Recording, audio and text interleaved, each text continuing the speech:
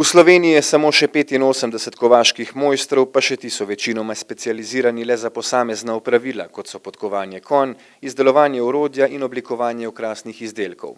Kovaču Janezu Globočniku iz Cerkelj na Gorenjskem in lastniku gostišča v Planšarskem jezeru Milanu Milošiču se je porodila zamisel, da bi srečanjem kovačev iz vse države povečala zanimanje širše javnosti za tradicionalno kovaško dejavnost. V soboto se je odzvalo 19 kovačev, ki bi prišli z veseljem kovati, oblikovati železo po starih tradicijah, starih več kot 100 let. In obiskovalcev bo zelo veliko, ker smo reklamo smo naredili na avstrijskem Koroškem, po celi Sloveniji in pa naši prijatelji iz raznih medijev so nam priskočili na pomoč. Sobotno kovaško srečanje v Planšarskem jezeru se bo začelo ob 10. dopoldne s predstavitvijo sodelujočih kovačev ter s prikazom izdelovanja podkvic in okrasnih predmetov. Potem imamo ob 12. uri nastop animacijskega prijatelja Stena Vilarja, ki upodablja kovača in pa še nekaj določenih deficitarnih poklicev. Ob 13. uri bomo trije kovači kovali konje oziroma podkovali konje. To bo zelo zanimiva zadeva.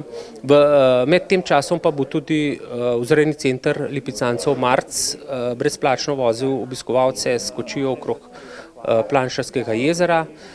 Ob 14. uri nekako počasi bomo začeli z zaključkom, kjer bo podelitev priznanj nastopajočim in pa seveda za konec sledi živa glasba. Pri pripravi kovaškega srečanja na Jezerskem sodeluje tudi območna obrtno-podjetniška zbornica iz Kranja, ki si prizadeva za ohranitev domače in umetnostne obrti.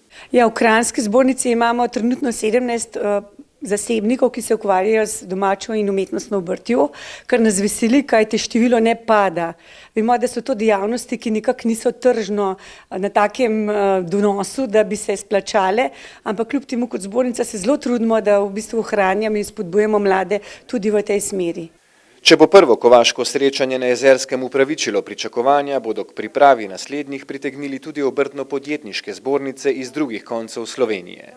Za srečanje imamo namen, da bi postalo tradicionalno, tudi oglašajo se že posamezne območno obrtno-podjetniške zbornice iz drugih regij, iz Štajerske, iz Prekmurja, da bi v prihodnje tudi oni to organizirali. Tako da nekako zamišljeno je, da bi sejem krožil iz enega kraja Slovenije na drugi konec in da ohranjamo to letno srečanje.